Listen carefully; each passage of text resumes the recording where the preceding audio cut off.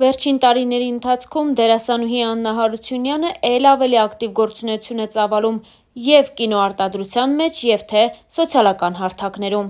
որտեղ էլ այսօր քիչ առաջ նա հրապարակել է նոր հուզիչ տեսանյութ ու օգնություն խնդրել մի երեխայի մասին։ Նա պատմել է հիվանդությունից ու նշել, որ փոքրիկ օգնությունն անգամ մեծ բան կարող է դառնալ։ Առաջարկում ենք դիտել դերասանուհու հրապարակած տեսանյութը։ Գիտեմ, որ բոլորդ հոգսեր ունեք,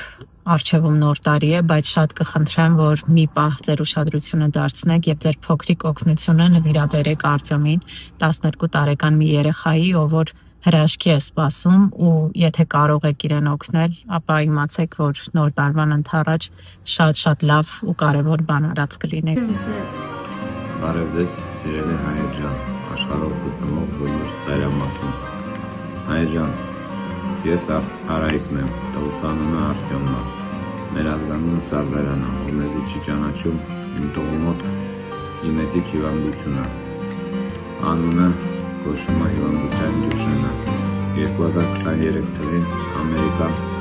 դեղավորել, որը անունը Էլևիզիս է, արժի $3 միլիոն։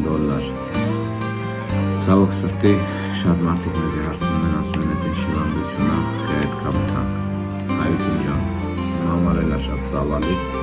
որ կա լուծումը, բայց դեղը արժի այդքան թանկ։ Ով ուզում է իմանա ավելի մոտիկից է դեղը մեր հիվանդության մասին, խնդրում եմ մտեք ինտերնետում կարդացեք։ Հայություն ջան, ես որպես ծնող բոլոր ծնողի կյանքում ինչ ամենավատը կարող է լինի, եթե որ իր երեխան հիվանդանի, իմ հետ էդի կատարվել է։ Ես իմ երեխու համար պատրաստ եմ ամեն ինչի, բայց ցավոք սրտի չկա ինչ-որ մի գործ, որ գնաս դաժե սաղ կյանքդ աշխատես ու կարանաս այդ դեղը առնես, աշխատես այդ $3 միլիոն։ Դրա համար իմ հույսը մենակ դուք եք, խնդրում եմ, մի թողեք մեզ մենակ, խնդրում եմ Հայություն ջան, աղաչում եմ ձեզ, իմ համար էլ է շատ դժվար ամեն օր հլնել վիդեոներ նկարել ու խնդրել օգնության, բայց հավատացեք, որ երեխուց թանկ բան չկա, դրա համար իմ երեխու համար ես ամեն ինչի պատրաստ եմ, իմ հույսը մենակ դուք եք, խնդրում եմ օգնեք մեզ։ Նշենք, որ տևական սոցիալական ու մասնագիտական դադարից հետո Աննա Հարությունյանը նոր թափով ասպարեզ է վերադարձել ու շատ ակտիվ գործունեություն է ծավալում։ Աննան նաև բոլորովին վերջերս հյուրընկալվել էր Ամալիա Հովհաննիսյանի Life Room հաղորդաշարին, որն այս անգամ համատեղ վարում էր նաև Մեհեր Բաղդասարյանը։ Աննան անկեղծ խոսել էր ոչ միայն իր նոր ֆիլմի նկարահանումների բարդ ընթացքի, ձեռք բերած առողջական խնդիրների մասին, այլև Սոս Ջանիբեկյանի հետ համբույրի տեսարանի, նախկինում իրենց սիրահարվածության մասին և պատասխանել Միքայել Պողոսյանի հետ սիրավեպին վերաբերող բոլոր հարցերին։ Ես համարում եմ, որ ինչ եղել է մեր միջև, եղել է կյանք, իր դրական և ոչ միշտ դրական պահերով։ Համենայն դեպս, կյանքն ինձ ապացուցեց հետևյալը, որ սերը տարիք չի հարցնում։ Եվ հետո եկավ ապացուցելու, որ ոչինչ հավերժ չէ լուսնի տակ։ Կյանքը ինձ ապացուցեց ամենակարևորը։ Ինքս պիտի դառնամ երջանիկ մարդ, որպեսզի երջանիկ մարդու հանդիպեմ ու ծնվի այդ հրավառությունը։ Չեմ համարում, որ որևէ մեկը անպայման պիտի գա մեր կյանք, որ մեզ երջանիկ դարձնի։ Գուցե գա, որ ավելի լավը դարձնի։ Հիմա կարծում եմ, որ մարդիկ երկու պատճառով են գալիս մեր կյանք. կամ մեզ սիրելու, կամ սովորեցնելու։ Երբևէ չեմ խոսել անձնական ապրումներիս մասին։ Դրանք այնքան թանկագին են, թեկուզ վատ ապրումները, որ չգիտեմ, թե ինչ ասել։ Զրույցի ընթացքում հաղորդավարները նաև մեկ դիտարկում արեցին, արդյոք նոր ֆիլմով ինչ-որ բան է պատասխանում Միքայել Պողոսյանին։ Աննան այս հարցին այսպես պատասխանեց. եթե նույնիսկ պատասխան է, ապա միայն շնորհակալության տեսքով։ Ոչ թե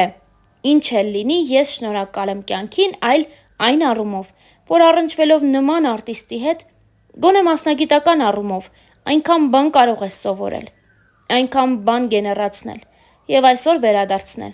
Ու եթե մի պատասխան լինի, ապա միայն շնորհակալության տեսքով, անկասկած, նշել էր Աննան։ Ես ու Սոսը ուսանողական տարիներին սիրահարված ենք եղել։ Այս հայտարարությունը ևս հնչեց նույն հարցազրույցի ընթացքում։ Հիմա նայում եմ ֆիլմի կադրերն ու հասկանում, որ ավելի ճիշտ ընտրություն ուղղակի հնարավոր չէր կատարել բոլոր առումներով։ Սոսին ճանաչում եմ արդեն 17 տարի։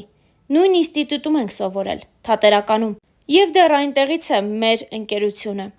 Շատ հեռավոր անցյալում նույնիսկ սիրահարված ենք եղել, ժպիտով նշել էր Աննան ու հավելել. ուսանողական տարիներին երկուսս էլ շատ էինք կարդում, եւ երբ հանդիպում էինք, աֆորիզմներով էինք խոսում։ Սոսն այդ ժամանակ երկար մազերով էր, քայլում էր իր անձրևանոց ձեռնափայտով, դեռ շատ գեղեցիկ տղամարդ է, եւ այն ժամանակ էլ շատ յուրօրինակ տեսք ուներ։ Նազիկ Ավդալյանի նախկին ամուսնու համար Սոսին առաջարկեցի, համաձայնեց, ու երբ արդեն պետք է նկարեինք համբույրի տեսարանը, մենք հին ու բարի ընկերների պես նստած սպասում էինք, որ մեզ հրավիրե նկարահանման տաղավար։ Սկսեցինք խոսել անձնական կյանքի մասին, որ առհասարակ մեծ հույսեր չունենք այդ հարցում, եւ դրանով զբաղվելը անիմաստ գործողություն է։ Խոսում էինք, որ պետք է կենտրոնանալ սեփական մտքերի, զգացմունքների վրա։ Ես ասացի, դե, 2 տարի է մտքովս անգամ չի անցել ինչ որ մեկով հրապուրվել, կամ ինձնով, առհասարակ հնարավոր է հրապուրվել, թե ոչ։ Եվ վերջապես մեզ հրավիրեցին նկարահանման հրապարակ։ Սկսեցինք նկարել համբույրի տեսարանը։ Իդեպ, շատ գեղեցիկ ստացվեց կինոմատոգրաֆիայի առումով։ Եվ իդեպ, շատ ուշ ստոպ տվեցին սրիկաները, ծիծաղով նշել էր Աննան։ Երկուսով նայեցինք իրար ու միաժամանակ ասացինք, բայց այդքան էլ վատ չէր։ Իմ եւ Սոսի տանդեմը ֆիլմում համարում եմ իսկապես կայացած։ Սա չեմ ասում որպես ֆիլմի պրոդյուսեր կամ ռեժիսոր, այլ որպես դերասան, եւ ինձ համար գերագույն հաճույք էր նման խաղընկեր ունենալը, անկեղծացել էր Աննա Մաքսիմը։ Տարիներ առաջ Աննա Հարությունյանը իր 30-ամյակին ընդառաջ նոր հարցազրույց էր ունեցել ու խոսել իր տարիքի եւ դրա զգացողության մասին։ Շատ կանայք վախենում են 30-ը բոլորելուց եւ կյանքի նոր տասնամյակ թևակողելուց։ Աննան նշել էր, որ հիմա բալզակյան տարիքում է։ Միաժամանակ նա շեշտել էր, որ տարիները աննկատ թռչում են։ Հիշում եմ առաջին տպավորությունս, երբ ընթերցեցի Բալզակի 30-ամյակ կինը ստեղծագործությունը։ 18 տարեկան էի, եւ 30-ը սարերի հետևում էր թվում։ Հիմա հաջորդ տասնամյակն է, այդքան հեռու թվում։ Կարելի է մի հետևություն անել։ Միևնույն է, ժամանակը թռչում է, առանց քեզնով հետաքրքրվելու։ Նրա համար բոլորովին կարևոր չէ արդյոք երջանիկ ես, տարբերակում ես կարևորը անկարևորից, գնահատում ես այն ինչ ունես, թեկուզ եւ ձգտելով ավելիին։ Լրագրողը նաեւ դերասանուհուց հետաքրքրվել էր արդյոք իրեն բավարարված է համարում այն ամենով, ինչ ունի կյանքի այս փուլի համար։ Աննան նշել էր. ի վերջո, մենք բոլորս ձգտում ենք ինքնաբավության, հոգու եւ մտքի ներդաշնակության։ Այս առումով կարող եմ ասել, որ հողը ոտքերիս տակ ավելի ամուր եմ զգում, քան ասենք 25-ում։ Լցված եմ նորանոր մտքերով եւ մտահղացումներով, որոնք սիրով իրագործելու եմ նոր Հայաստանում, նշել էր դերասանուհին։ Երազանքների երկիր համարվող Ամերիկայի Միացյալ Նահանգներում Աննան առաջին անգամ էր։ Նա նկատեց, որ եվրոպական մշակույթն իրեն ավելի հոգեհարազատ է։ Իմ սիրտը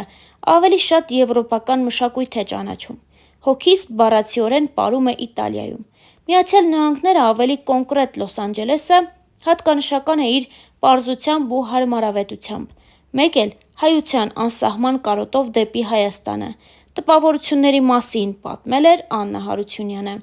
Այս հարցազրույցից տարիներ են անցել։ Աննան արդեն Հայաստանում իր հեռուստադիտողին ու հանրությանը ներկայացրել է նոր ֆիլմը։ Հաջողությունները ակնհայտ են։ Աննան վերջին ամիսների ընթացքում պարբերաբար շրջագայում է եվրոպական մի շարք երկրներով, մասնակցում ցուցահանդեսների, մրցանակաբաշխությունների ու պարզապես վայելում իր հաջողությունները։ Իսկ այս հոլովակի համար Star News-ը առանձնացրել էր այսքանը։